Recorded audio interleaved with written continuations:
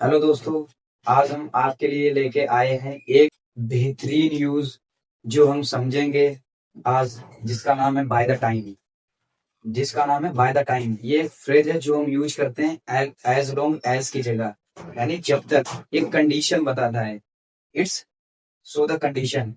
अब देखते हैं इसको कैसे हम यूज कर सकते हैं इसको ग्रामर में। हमारे फ्रेज का नाम है बाय द टाइम, यानी कि ये यूज होता है समय, टाइम पीरियड के लिए ये भी यूज होता है।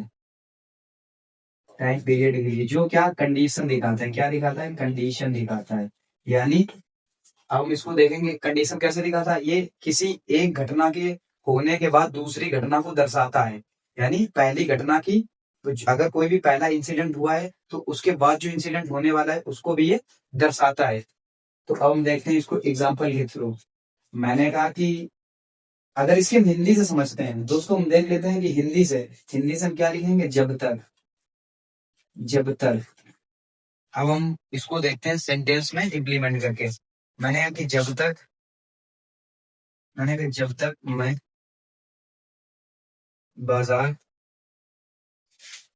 जाऊंगा तुम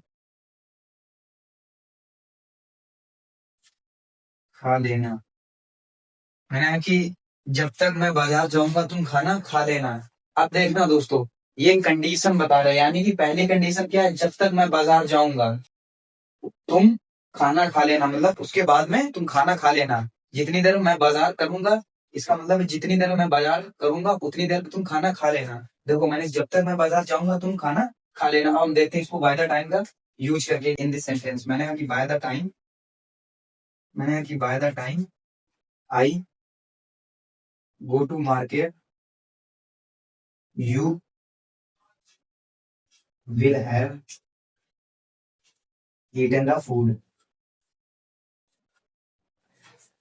आज आज का फ्रेज हमारे पास दोस्तों यही था कि बाय द टाइम, जो हम यूज कर सकते हैं जब तक के लिए, एंड जो टाइम ऑफ पीरियड के लिए यूज होता है कंडीशन दिखाता है। कंडीशन यानी कि ये पहले ही कोई घटना घटी उसके बाद में दूसरी घटना को दिखाता है। जैसे अभी मैंने लिखा, जब तक मैं बाजार जाऊंगा तुम खाना खा लेना।